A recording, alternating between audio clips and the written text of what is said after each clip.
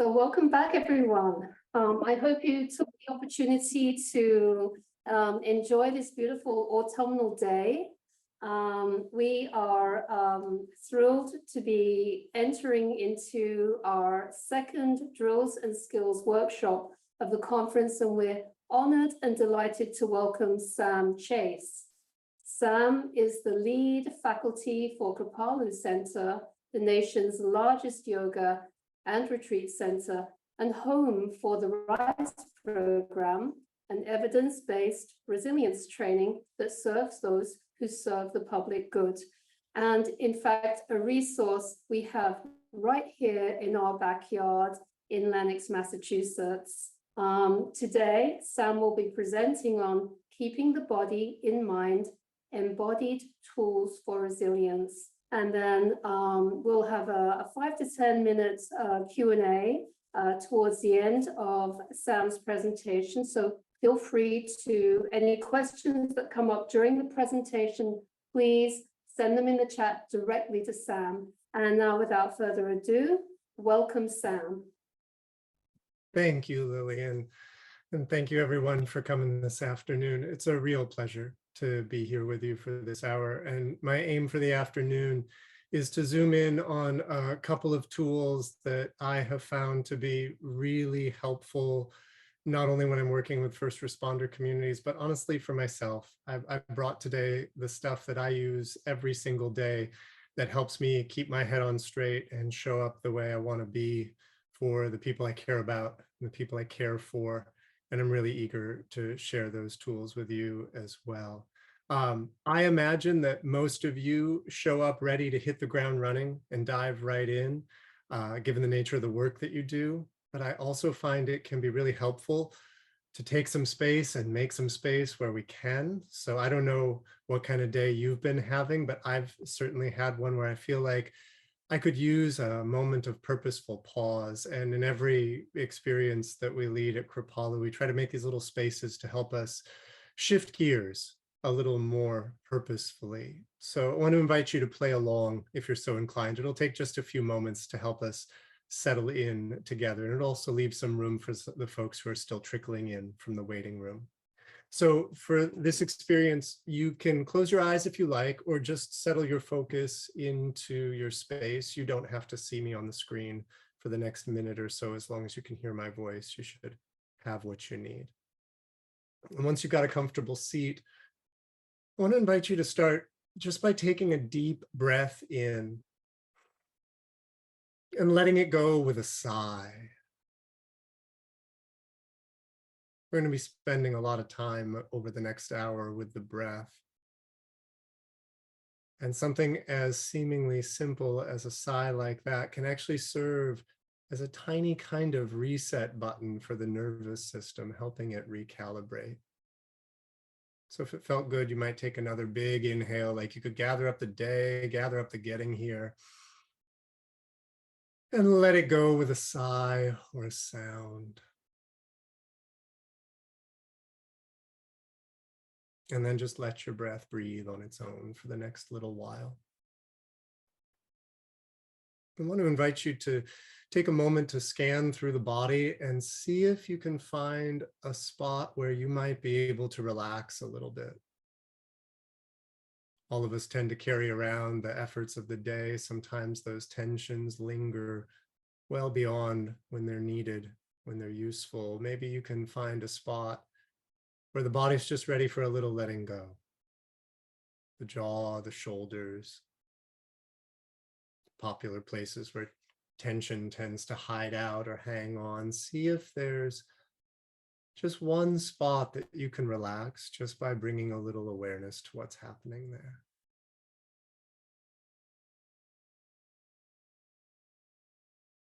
And as that process of conscious relaxation starts to bring some attention to your body, see if you can find a spot where the feel of your body helps you feel really steady and present. Maybe that's the support of your seat or your feet on the floor. Maybe it's the feel of your breathing. If you don't find it in your body, that's okay. Maybe you find it in a kind word from your mind or a little something in the space around you.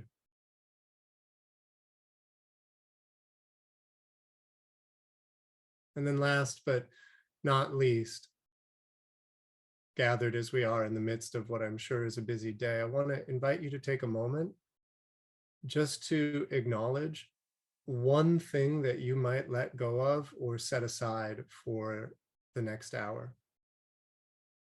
Maybe something on your to-do list that can wait for a little while. And also one thing that you want to call up and carry into this session. Maybe it's a curiosity or a question that compelled you to show up here this afternoon. Just one thing you might let go of for a little while. One thing you might bring in with you. And then I want to invite you to take another deep inhale. Easy exhale. You can open your eyes if they've been closed. You can bring your attention back to the screen. Thank you. And for those of you who are just coming in, welcome everyone. As Lillian mentioned, my name is Sam Chase. I'm in Brooklyn right now in my home, but I spend a good chunk of my time up at Kripalu Center in the Berkshires, which is also the home of the RISE program, where we'll be sharing some tools for building resilience together this afternoon. And the RISE program has been a part of Kripalu for the last 10 plus years. Primarily, we serve, as Lillian said, folks who serve the public good, educators, folks in hospital and healthcare systems, and quite a few folks in the first responder community, not just all over Western Mass, but all over the country.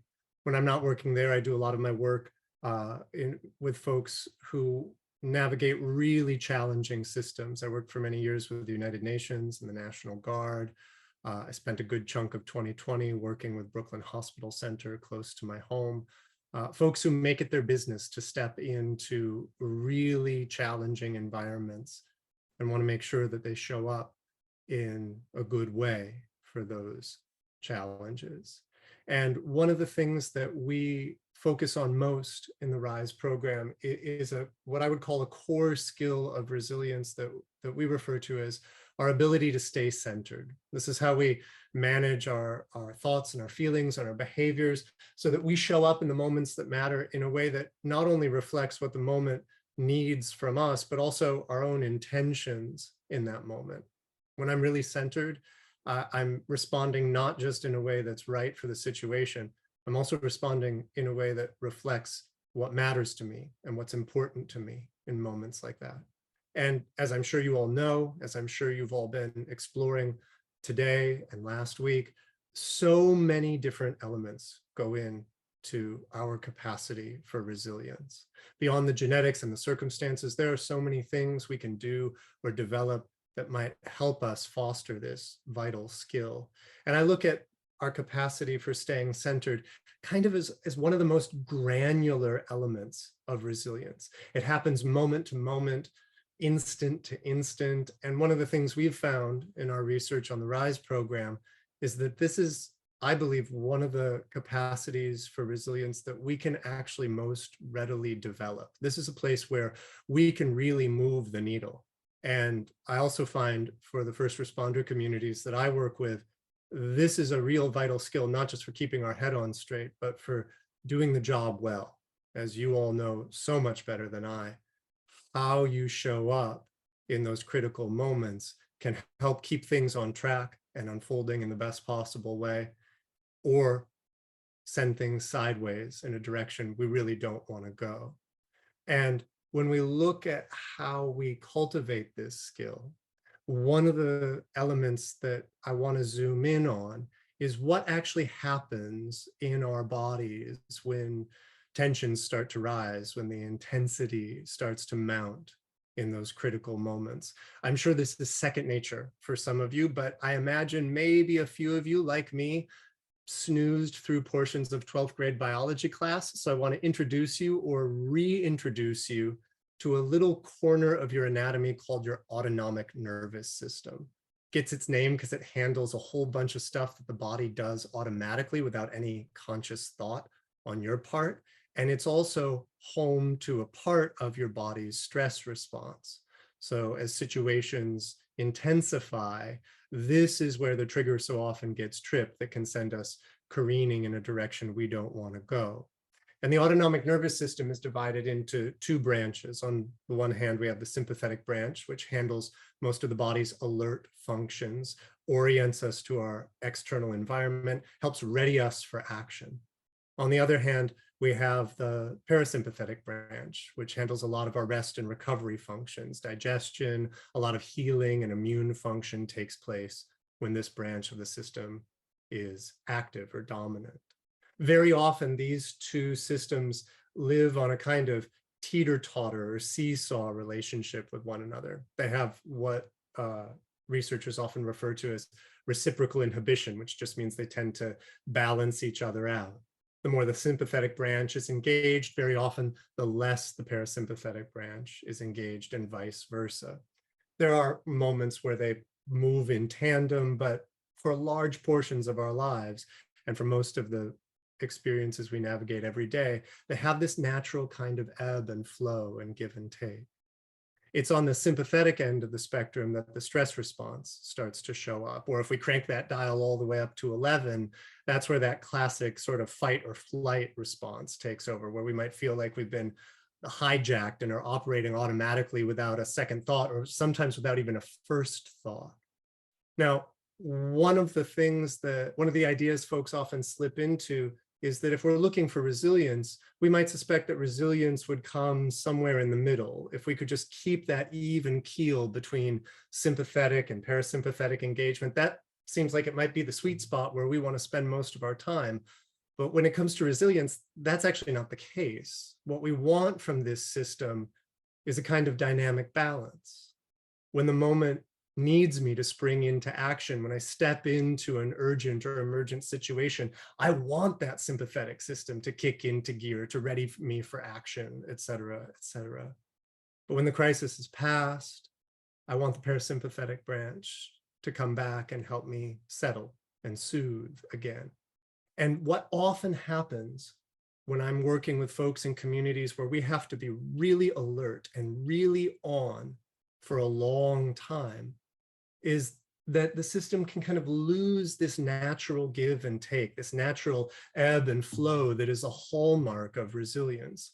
We become dysregulated in a way that's not necessarily pathological, but can certainly feel really problematic. I'll give you an example that really drove this home for me, a story that I encountered when I was working in 2020 at the height of the pandemic here in New York City, in Brooklyn Hospital Center. And I was working with the physician and the nursing staff, the EMTs and the ER that had been expanded massively to deal with really one of the first huge waves of COVID in the city. And we were working with some of the tools and practices that we'll be exploring together today. And one of the nurses on staff remarked that she felt like she was living through this kind of dysregulation, this spot where we get stuck and the gears start to grind. And what she said was, you know, yesterday was a good day for us. I mean, it's hard here, but I felt like maybe for the first time, we were starting to turn a corner on this thing. And I went home and all I wanted to do was just go to sleep. And I sat there staring at the ceiling, and she said, it was like my brain wouldn't shut off and my body couldn't calm down. And I laid in bed screaming at my mind, like, we did it. There's nothing else to be done today. Take the win and go to sleep. And it was like I couldn't wind down. And immediately the nurse right next to her chimed in and he said, I know just what you mean. Yesterday was a good day, but for me, it played out totally the opposite. I came home and I just wanted to be with my family. I wanted to enjoy a meal. And I laid down on the couch for 5 minutes and I was out. And you could not peel me off the couch. And I ended up just having to tap out and go to bed. And he said, I felt awful. It was like I was useless for my family and the people I cared about. I couldn't find the energy to be with them. And it's those kinds of patterns we see so often when we are operating in a place where we have to be on and alert sometimes for 10, 12, 14 hours at a time, day in, day out. And we start to lose that fluidity, that dynamic balance that is such a hallmark of resilience. Now, if we want to find a way to kind of restore some of that balance, and my assumption here is that all of us are living in this very alert all the time domain, what we ought to be looking for is something that can support and kind of rejuvenate our access to the body's relaxation response. We ought to be looking for something that we can practice or do that would help us find the downshift in a little more skillful way. Now, those of you who've been paying close attention should already be detecting a really big problem with the proposition that I just laid out, which is that this is the autonomic nervous system. It's designed to operate automatically. It's not built to give you a doorway in, with one really important exception, and that's your breath. Right now, you take a deep breath in and let it go with a sigh. Just by doing that, you actually started to breathe with a different part of your brain than you use for most of the tens of thousands of breaths you take every day. Not a better part of your brain, not a better breath, just a conscious breath, a deliberate breath. Meanwhile, left to its own devices, you know your breath is just going to take care of itself. And breath is one of relatively few aspects of the experience of the autonomic nervous system that lives at this kind of crossroads between conscious control and unconscious automaticity. And it gives us this really powerful doorway in, this point of access that we can use to influence how the behavior of the autonomic nervous system plays out. And to take like decades of research and dial it down to something we can work with in an hour on a Thursday afternoon. One of the things we've found is that slow, deep breathing is one of the most exquisite tools we have for stimulating the body's relaxation response, for helping us to grease the gears, so to speak, and find that downshift in the system. Now, for those of you who just raised an eyebrow and you're like, wait, I came in with a precious hour of my Thursday afternoon for you to tell me to take a deep breath. I hear you, but I want to keep you listening just a little while longer, because I'll totally agree. This is not rocket science. This is the kind of folk wisdom we've all encountered in our lives. Someone, somewhere in our lives has told us when we start to lose our cool, you ought to take a deep breath.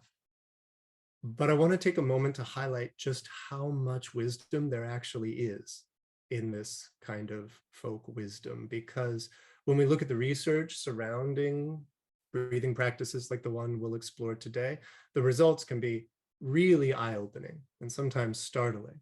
One of the things we see in the lab is that deep breathing reduces not only the emotional intensity we experience in stressful situations, but it also increases our tolerance of those situations. One of the ways that we test for this in a lab setting is with a weird kind of ice bucket challenge. You take a bucket, fill it with ice water, paint a little dot on the bottom of it, and you have someone stick their hand in the bucket, hold it there for as long as they can before they tap out. They say, I don't want to do it anymore. In most labs, you can't do it for longer than 5 minutes because it can actually start to damage tissue, but most people will tap out long before then. As someone who's done it many times, it's not a fun way to hang out for a few minutes. But one of the things we see in the research surrounding breathing practices like the one we'll use today is that folks who have a deep breathing practice and use it in scenarios like this, not only keep their hand in the bucket for longer, they report the experience as less unpleasant, and they're more likely to return to those challenging experiences when invited to do so. They have a greater willingness to re-engage. And for folks like all of you who get out of bed and go to work knowing that you're going to engage in situations that are not just uncomfortable, but dangerous, urgent, that kind of resource is something that can be, I think, I hope, of incredible value.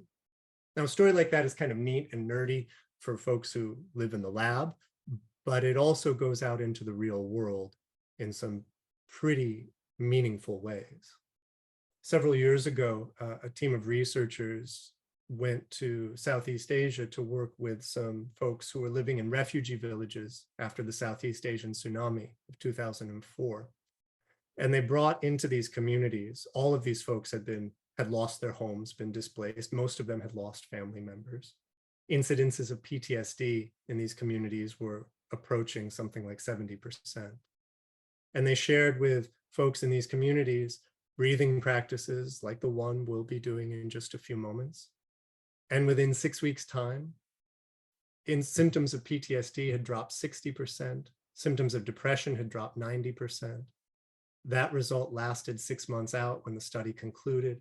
We now have research on folks returning from combat in Iraq and Afghanistan using the same tools, finding similar results lasting 1 year out, 2 years out, all of which to me suggests that we can actually do a lot with the potential and the power of our breath. And I think sometimes we overlook the potential in this resource because it's so everyday.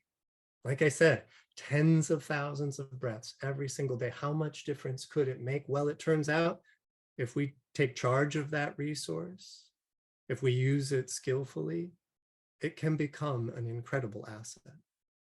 And the first way we explore that tool in the RISE program, and honestly, for me, the one that I get more bang for my buck out of than any other, is a simple practice that we call the complete breath. In a nutshell, the complete breath is your slowest, deepest, most comfortable breath with all the emphasis on comfort. And I know very often when I'm working with folks who are driven by data, they want a technique that they can put in their pocket and take with them. Folks often ask for rules, like they want the optimal number of breaths per minute for maximum relaxation. That is not the game we're going to play. Because your breath is one of the deepest and most ingrained habits of your body. It's the first thing we do when we show up on the planet. It's one of the last things we do before we go. And in between, we've got these hundreds and thousands of breaths to use as we choose. And part of what that means is anytime we're going to go in and fiddle with the knobs and the dials on a system like this, we want to go in with a measure of respect and care. So we're not going to bring focused attention to the breath to start to boss the breath around as if we know better what we're doing as soon as attention shows up on the scene. No, not at all. You already got a lot of really good stuff going on in your breath, just breathing on its own. All that we're going to do is bring some attention to the breath with an eye on where we might experiment with these deepening and slowing patterns in a way that feels calming and comfortable for you. So the subjectivity of this tool is an asset, not a liability. And everything that we want to be monitoring and measuring is what's going on inside you. We actually can't latch on to a certain number of breaths per minute or anything like that to get us where we want to go. Because in my experience, if we try to shift gears too abruptly or too suddenly, oftentimes things will start to backfire, all of which is to say, as we practice this together, if at any time you feel uncomfortable or anxious, you can always pause, you can dial it back. And I really want to encourage you to calibrate this experience as we go. We'll start by just noticing what the breath is doing on its own. And then we'll start to explore deepening the inhale and the exhale just a bit. See how that feels. And we'll slow the breath down just a bit. See how that feels. And after a couple minutes, as you go adjusting, you might find a rhythm that feels right for you for this moment. And your complete breath is going to be different than mine. Your complete breath right now is going to be different than it will be when you lay down and go to bed tonight. Because what we want is a technique that's going to meet you right where you're at. Not a box you have to fit inside, but something that can adapt to where you're at and help move you in a direction that might be helpful for you. So I want to pause for a moment and invite any questions you may have before we dive into this together. And you can type them in the chat. I've got an eye on that. You can always type questions in the chat, and I'll try to catch them as they come. If you want to chat live before we head into this technique, you can raise your hand in the reactions tab, and we can give you an invitation to unmute. But I'll take a pause here and just see if anything pops up along the way. Saw a note just come in. We've spoken about this autonomic reaction. I've found that Nidra yoga breathing has helped me with centering. It coincides with combat breathing in real world situations. I wanted to know if your centering skills you're teaching are intended to be focused during more traumatic experience or post-traumatic experience. I found more benefit post. I want to know if you can speak more to the inaction parasympathetic reaction and how we can engage. In short, seeking tools to use with my troops in real time beyond just breathing exercises. And I scanned through the rest, but I want to pause there and say that certainly I think that reflection is right on the money. Where I find this tool to be most useful is as a downshift after the moment. That's where I use it all the time, or as a way to get me into the zone I want to be in when I'm heading into the moment. So many of you I know are moving through scenarios where there is no time to pause and think about the breath. So this tool can be, in those moments, a really exquisite step into the moment or step out of the moment. I'll give you an example. I use this all the time in an everyday way when I'm coming home from work. I pause at the front door, and for about 30 seconds, practice this complete breath. And that first 30 seconds is just about me like feeling where I've been, the residue of the day, all the stuff hanging over my head and behind me now. And then I go 30 seconds more. And that second chunk is all about me feeling where I'm at. Like what's going on in my body right now? Where are there aches and pains? Where am I feeling relief? What's going through my head? Breathing all the while.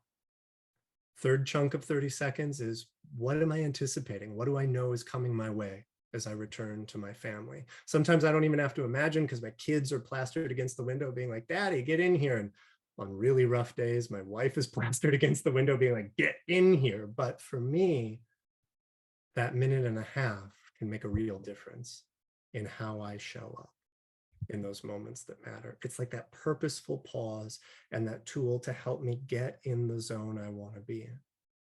If I'm coming into an encounter and I feel like I'm amped up to 11 and that's not where I want to be, this technique can help me dial it down just a bit. Again, what we're looking for is that quality of finesse, something that'll help us downshift maybe a little when we feel like we just got to take the edge off of the sweaty palms and the butterflies in the stomach and the frantic focus. Sometimes we want the bigger downshift of the day is done. I'm headed to bed. I want something that I can use to really help me unwind and rest.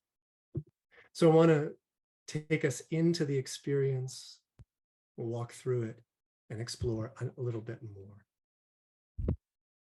So I want to invite you, if it's comfortable, to close your eyes or just settle your focus into your space. Again, you don't need to see me for the next while. You can hear my voice, and that may be all you need.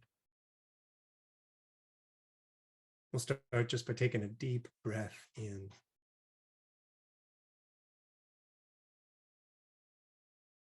Letting it go with a sigh.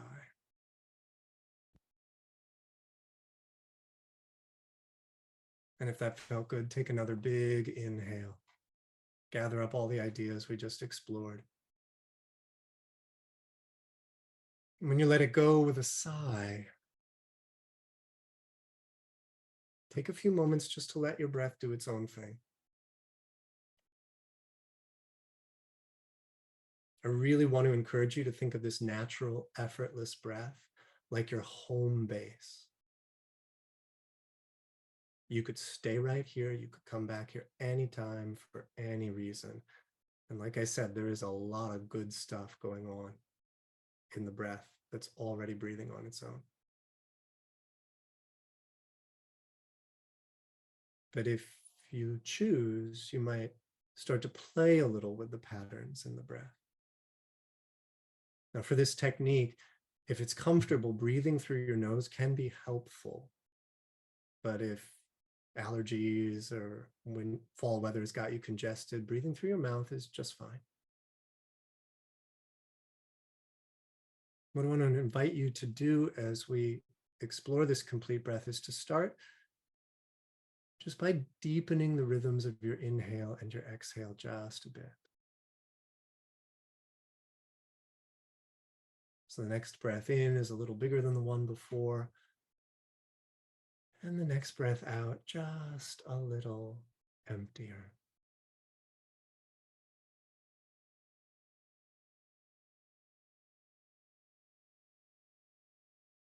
See if you can make that shift gradually. Maybe from the outside, no one would have any idea that anything is changing, but from the inside, you can feel your breath deepening just a little.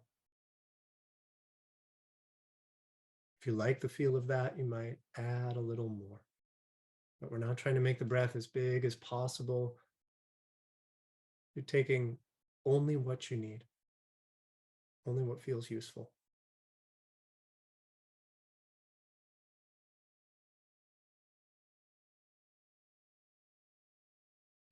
As you start to deepen your breath, you may notice places in the body that feel a little restricted, which is totally normal, totally okay. You don't have to push or force. I want to encourage you to deepen the breath the most wherever that feels available, whatever part of the body does that easily, maybe the belly, maybe the chest. Find it where you feel it.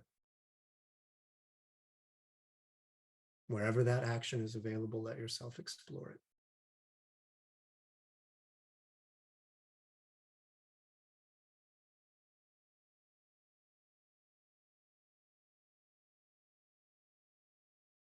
If it feels good to deepen your breath in the way that you're doing, you might also start to slow it down. And that could already be happening. You may find you don't actually have to add anything. Or you might decide to draw out the length of the inhale just a bit and extend the space of the next exhale.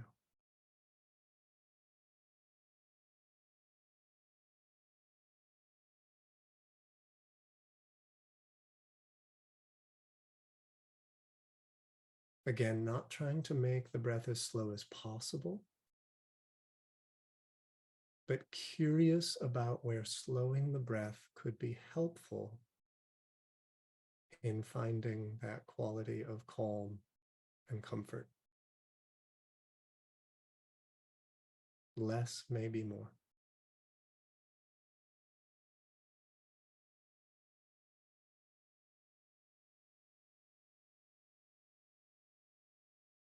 As you continue to play with this deepening and slowing pattern, some folks find it helpful to have a kind of guiding image in the mind's eye.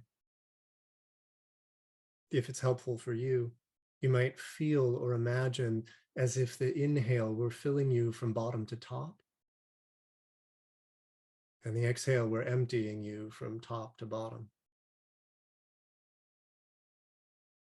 So you could feel or imagine the action of your inhale expanding through the belly and then into the ribs and then into the upper chest. The exhale releasing, relaxing the chest and then the ribs and then the belly.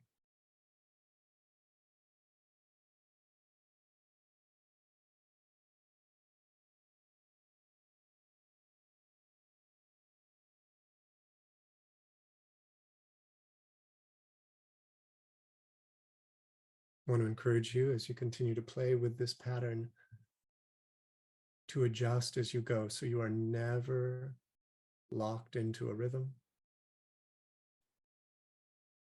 The pattern can change breath by breath. As much as you're practicing a technique of breathing, you're also practicing a relationship between attention and breath, letting the body know that you are listening and responding rather than just insisting. That can be an important part of the experience too.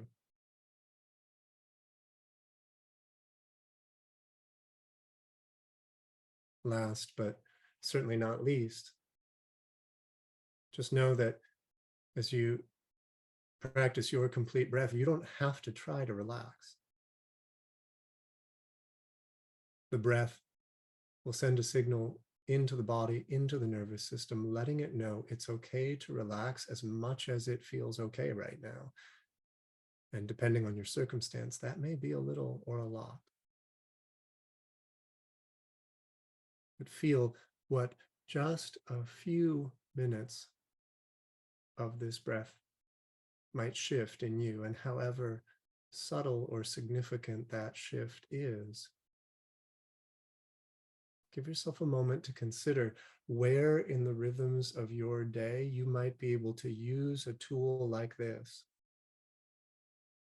to help you find the downshift you need, or to recalibrate and stay in the zone that you want to be in.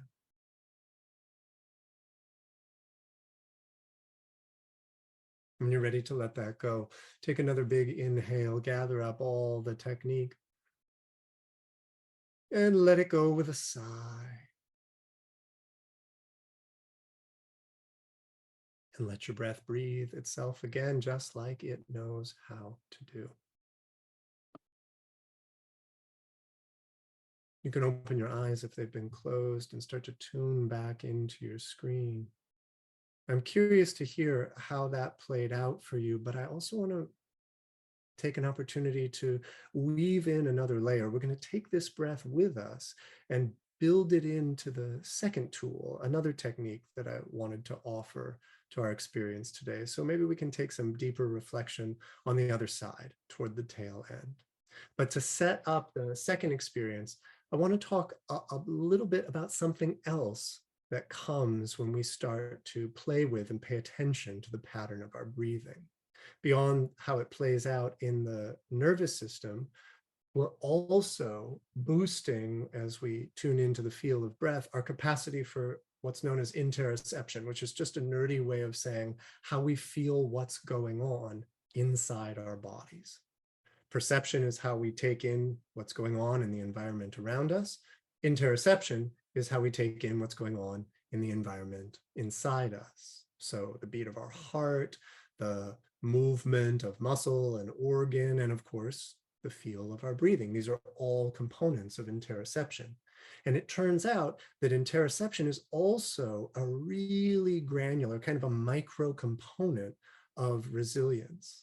And one of the lines of research that really drove this home for me was done in the lab of a woman named Lori Haas, who worked for many years out of the University of San Diego. She studies folks who are known for elite levels of resilience, sharpshooters, Olympic athletes, folks whose job and stock and trade it is to be able to bounce back or recalibrate with an exquisite level of skill. But she also studies butchers and bakers and candlestick makers and everyday folks like me. Lori Haas is without a doubt one of those folks who, if she ever invites you into a lab, just say no, because her experiments are pretty unpleasant to be a part of. And the one that I'm referencing here on this slide took place in 2015, where she invited folks to participate in an fMRI study monitoring what would happen as they underwent a stress response. Now, for those of you who don't know, fMRI is a tiny tube that they slide you into to monitor what's going on in your body, in this case, inside your brain. It's incredibly tiny, incredibly loud, with magnets whirring around all over the place. A lot of people will get really uncomfortable just being in that environment.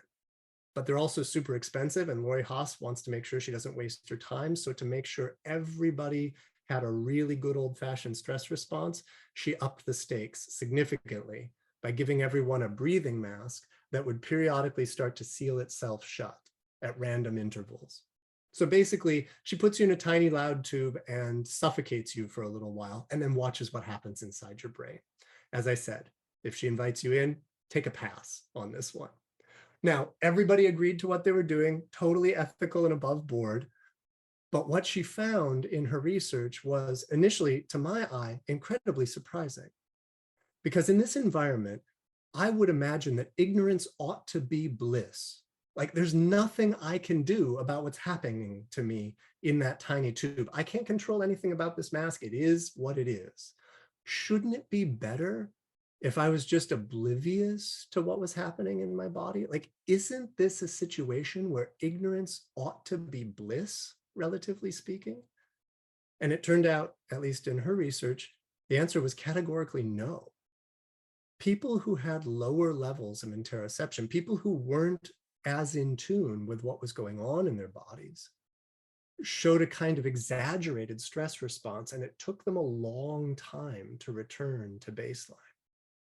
People who were really attuned, highly interoceptive, really sensitive to what was going on in their bodies, they had a more modulated stress response, and they returned to baseline much more quickly. It seems like when it comes to the efficiency of our resilience, our awareness of what's happening inside is a real asset.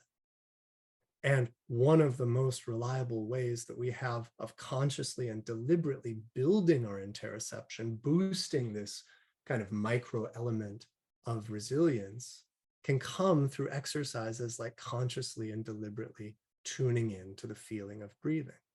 When we were doing the complete breath just now, I wasn't asking you to pay attention to it in any particular way. We were just kind of going through the mechanics of it.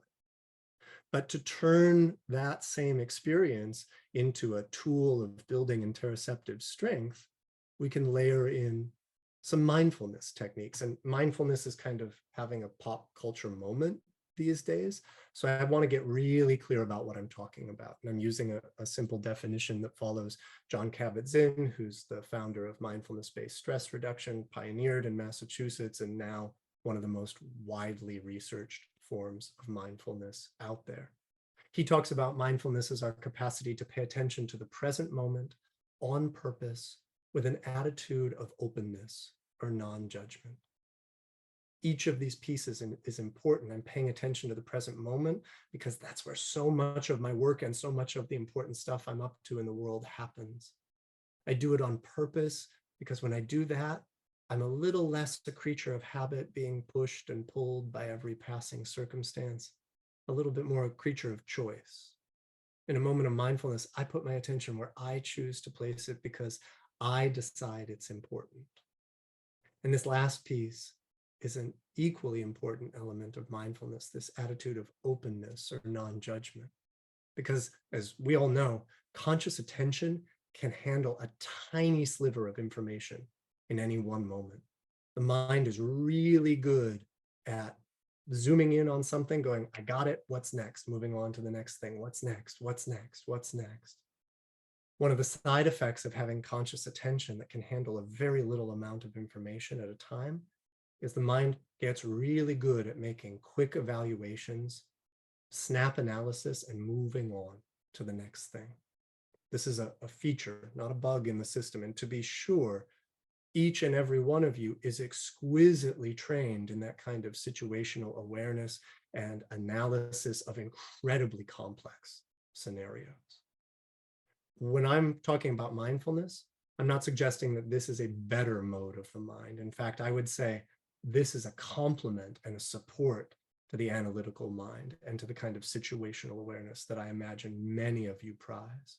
But in order to exercise this aspect of the mind, we have to, at least for a little while, set the analysis aside, set the decision-making aside, and just tune into the feeling of what is before the analysis and the storytelling in the mind starts.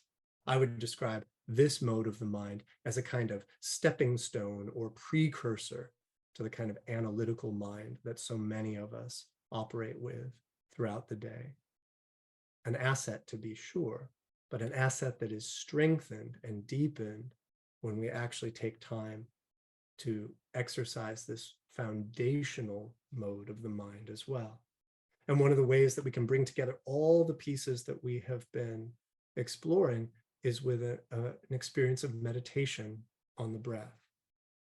And to, again, make it as simple as I can, simple though not necessarily easy, is that in our mindfulness practice, in a few moments, we'll choose a focus. I'm going to invite you to use the breath because that's what we've been playing with this whole hour. So if the breath doesn't feel like a comfortable spot, you can settle onto the feeling of your feet on the floor, the support of your seat. If you can, find something that is in the feel of your body. That's what's going to help us tee up this quality of interoceptive awareness. And then we give it full focus. And then the mind is going to wander away, always does, not a problem, not an obstacle, not a failure. That's actually where the exercise happens. The practice is in coming back. This is, I think, probably the biggest and most damaging misconception about mindfulness is I suck at mindfulness because my mind wanders too much. No. We have research out there that suggests most of us spend about half our waking lives with a mind that is wandering elsewhere. So welcome to the club. Our job is to bring the mind back to where we've chosen to be in a good way.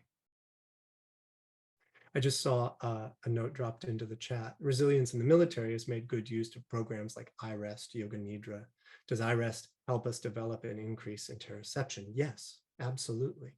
This is one tool in a whole toolbox of things that might help us boost our ability to feel what's going on inside the body. And really, anything that asks us to attend to the moment-to-moment experience inside the body is going to boost this skill. So many athletic endeavors will do similar things, but one of the things that makes mindfulness or a practice like iRest, which some of you may be familiar with, one of the things that makes these tools unique is that they're explicit and deliberately asking us to bring awareness inside. So if I made a contrasting example of my son is super into basketball, right? For him to learn the skill of playing basketball, he gets a ton of interoceptive exercise, but it's kind of a side effect of that practice. Like he's trying to figure out how to sink his free throw. Along the way, he has to do some things that are going to make him pay attention to what's going on inside the body, but his ultimate objective is out there. One of the reasons practices like these might boost interoception a little more easily is because ultimately our objective is in here. We're already pointing attention inside and asking it to be there. So we get a little bit more bang for our buck, at least as far as interoceptive strength is concerned. So I want to invite us to come back to practice this one together. And then on the other side, we'll make some space for question and reflection. So again, your eyes can be open or closed. Make yourself comfortable in your seat. See if you can find a posture that's relaxed but alert, tall but not rigid, supported but not slouching. Just like we've done before, could start with a deep inhale. Easy exhale.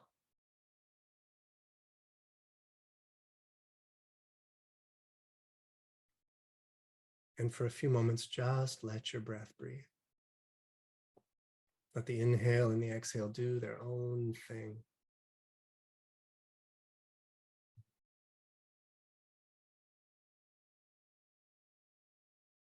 Now, as you become aware of your breath, it might feel like you're managing the breath or manipulating it in some way. This is really common. Try not to get hung up on that. As much as you can, just let the breath breathe. Again, this is your first foundation. This is a spot you could stay with or come back to anytime for any reason.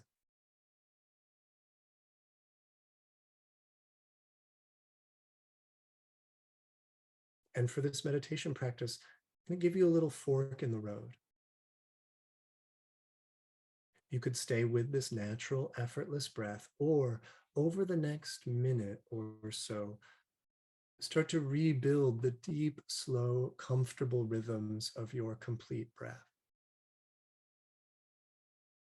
Either one is going to invite your attention to tune in to what's happening in your breathing. For some folks, the extra structure of that deep and deliberate breath gives the mind a little something to hang on to. Some folks find it easier to just let the breath breathe.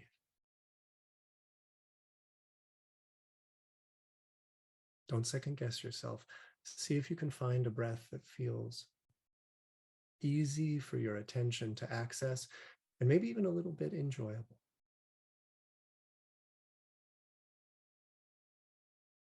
That's your focus for this practice of breath meditation. The feeling of your breathing.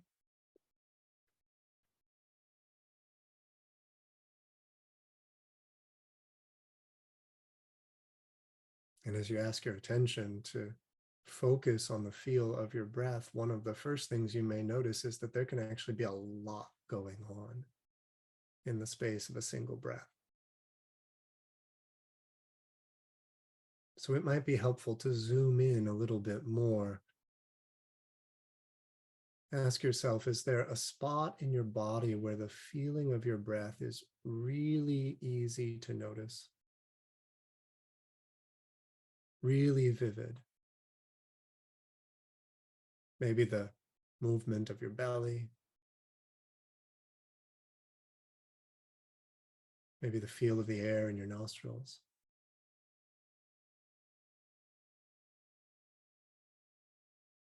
Wherever you find it, however you feel it, if it helps, zoom in on that spot just a bit.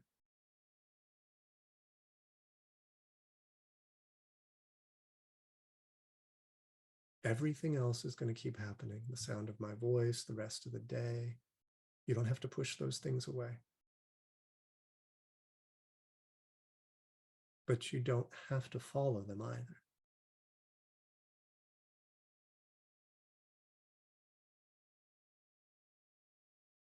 If you notice that attention wanders, whenever you can, just welcome it back.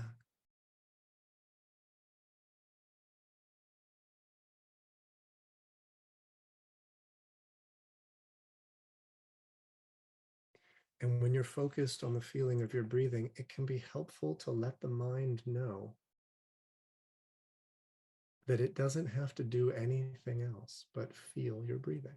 You don't have to describe it. You don't have to improve it or remember it. You don't even have to understand it.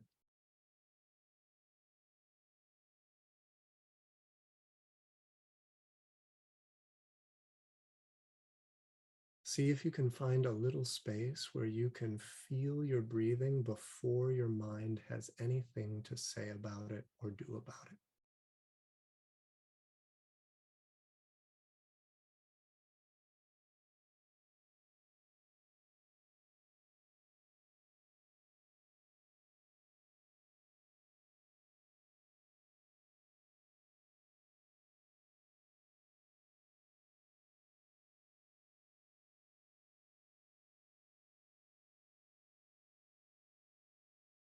All day long, the mind is full of doing and deciding.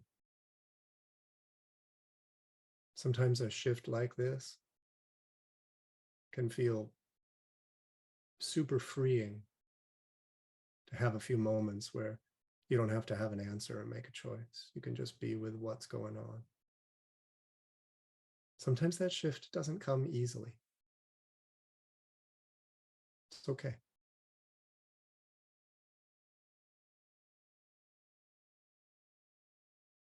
Just know that time spent tuning in to a good breath in your body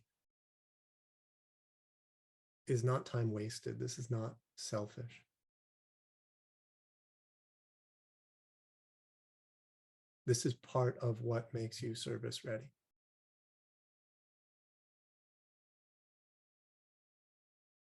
To be attuned enough to what's happening inside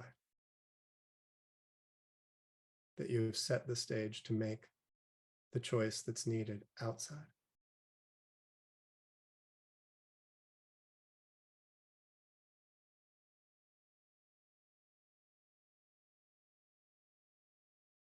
Notice how this few minutes of breath meditation feels for you. And where in the rhythms of your day you might benefit from a couple minutes to focus in before you head out.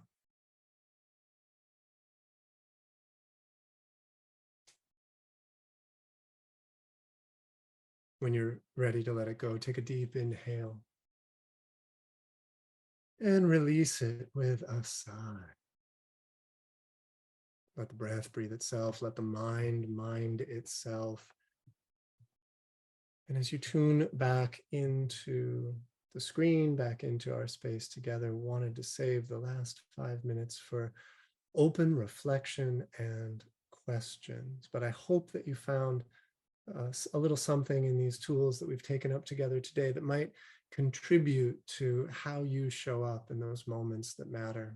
When I was working with the National Guard, they had a saying, at least in the base that I was working, a lot of the folks on base would say, calm is contagious. And my hope is that these tools can support you in creating environments where other folks can stay centered and boost their resilience as well. So thank you for your time and your kind attention. Would love to hear from anyone who has questions in the chat, or feel free to raise a hand and we can invite you to unmute. We can take questions live as well. And Rachel just dropped into the chat that these slides, the research I discussed, the bullet points for practice are available on the website.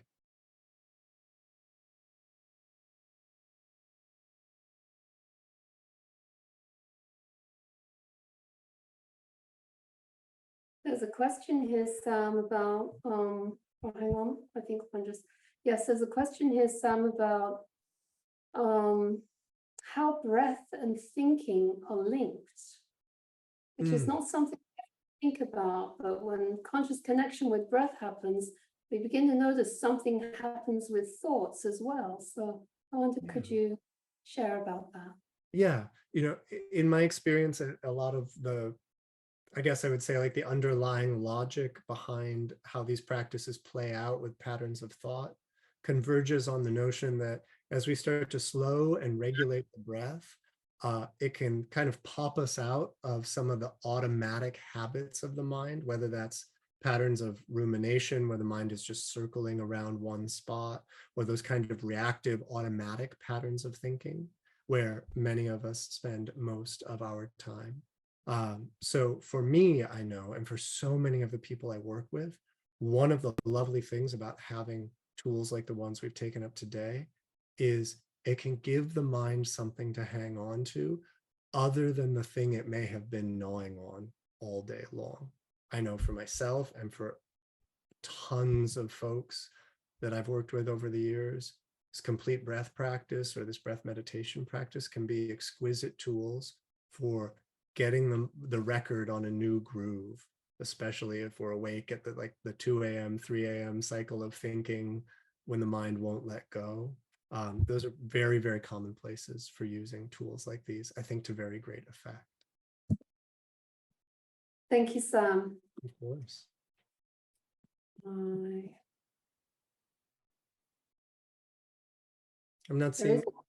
Is there another question? Yes. Just briefly, as we're coming close to the end, how can first responders or people work in very fast-moving frontline positions, in positions of service, how can they remember to do these practices? Because forgetting is the norm. Yeah, I like to try and strategically tie it to a behavior that lets me know I'm in a moment where the tool could be useful. Real quick example, the nurses that I mentioned at Brooklyn Hospital Center, some of them developed a protocol for themselves where when they were going in to have certain conversations with families, the situation's not urgent, but they have to deliver news that's sometimes hard. They just told themselves, when I touch that doorknob, I pause for 3 breaths and get ready to go in and not just deliver the information, but to be the kind of person I need to be. And one of those nurses spoke beautifully to me about this. And she said, this family, I have information that they need, but I also have a presence that they need. And I know myself well enough to know if I'm on autopilot, I'll go in and they'll get the information, but they won't necessarily get the person that they need to be with during a hard time. And if I take that 3 breaths when I touch this door, I can show up in the way I want to be. So, you know, whether it's like you're closing the trunk at the end of the day when you're leaving the shift, like, can you find a physical behavior that signals to you, this is the perfect time for me to use this tool because it tells me I'm in the right moment and I've got space to make it happen. Thank you, Sam. That's wonderful. So I'd like to say, you know, again, thank you. The breath practices were absolutely fantastic. I can feel a great difference. Thank you for sharing. And also thank you for your work with the RISE team, and for bringing so many helpful, invaluable resources to first responders and frontline service people and people across the land. Just to reflect on Sam's words, really moving that needle on resilience is the goal. And it helps us to be reminded that, that there are many elements that go into cultivating our resilience, and looking for something we can practice or do to assist in that sympathetic downshift system. It's great to be reminded that it can be as simple as conscious connection with breath and interoception skills of awareness of what's happening inside. So we have now come to the end of our conference. I did want to point to the chat box. We have a link to the RISE training in the chat box, and we also have a link to connecting directly with Sam. So thank you, everybody. We want to express our gratitude. We are deeply grateful for the important and difficult work that all of you do every day. And we invite you to join us again next Thursday, October the 20th, as our conference is ongoing. We'll begin at 10 until 2:30. A link to register for the conference has been posted in the chat box. So please feel free to circulate that to colleagues and friends and to get the word out. We also want to mention that there is a training that Western Region Homeland Security Advisory Council is offering in February 2023. And this training is called Building Healthy Workplaces, How to Promote Mental Health in First Responder Organizations. This training offers multiple strategies to address mental health stigma and many additional strategies to increase individual and departmental resilience and wellness. And interestingly enough, very much of what is on offer in the Building Healthy Workplaces training aligns very strongly with what's been presented today in Jeremy Segal's presentation. A link to register for the Building Healthy Workplaces sessions has been posted in the chat. We look forward to seeing you there. If you'd like to reach out to Rain or myself directly, our email addresses will be posted in the chat. And just a little brief word on our presenters for next Thursday. We will be thrilled and delighted to welcome keynote presenter Dr. Roland McCraty of Heart Math Institute, speaking on maintaining your composure in the midst of chaos and confusion. For the Drills and Skills workshops, we'll be welcoming Jennifer Hart, Senior Probation Officer, Wellness and Peer Support Coordinator at San Diego County Probation Department, and who will be walking us through some heart math approaches, guiding us to create calm in chaos. And we'll also be welcoming Dr. Rita Nakashima-Brock, Senior Vice President and Director of Shea Moral Injury Center at Volunteers of America. And Dr. Brock will lead us through recognizing and addressing moral distress and moral injury in first responders. And Dr. Brock will be assisted by co-facilitators, Reverend Madonna Arsenault and Chaplain Yuri Yamamoto. And now over to Rain for some final notes. Thank you.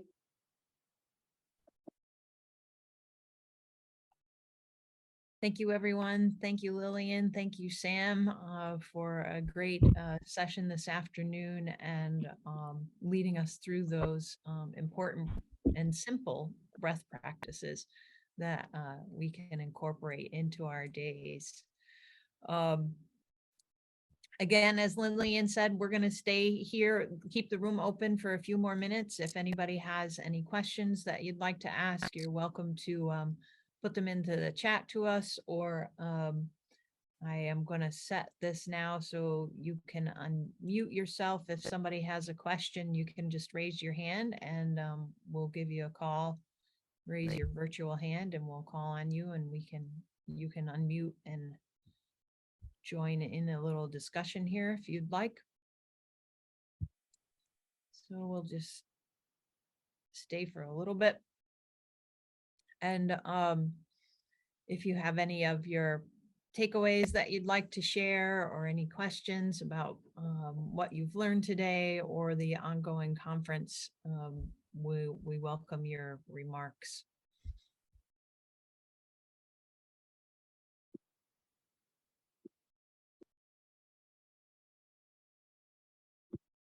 And we had a lot of information given to us today. And we will be sharing the links to the recordings. It might take us a few days to get those up. We're a pretty small team here on this end, and we're dealing with a lot of different projects. So if it takes a few days for us to get the recordings posted to you, please be patient with us, and we will get that up. And we have the multiple modalities that you were introduced to today, and we'll be introducing you to more throughout this conference. And we encourage you to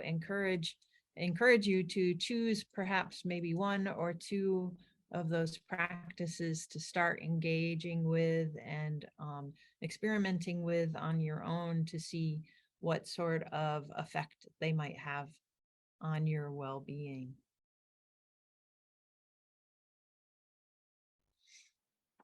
I'm not getting any questions or anything in the chat. Lillian, are you seeing anything? No, Rain, I'm not seeing anything. All right.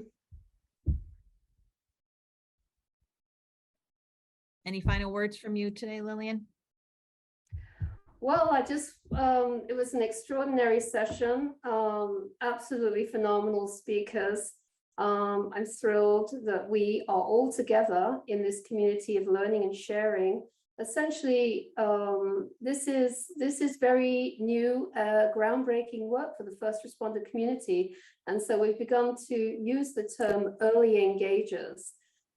So we're really encouraging all attendees and participants at the conference to really kind of see themselves as these early engagers who are bringing these resources back to their departments, back to their peer support teams, back to their teams, and really beginning with, it's a process. Building resilience is a process, and just beginning with those tiny steps of beginning to transform these cultures into cultures of wellness, organizations of wellness, embracing these tools and modalities.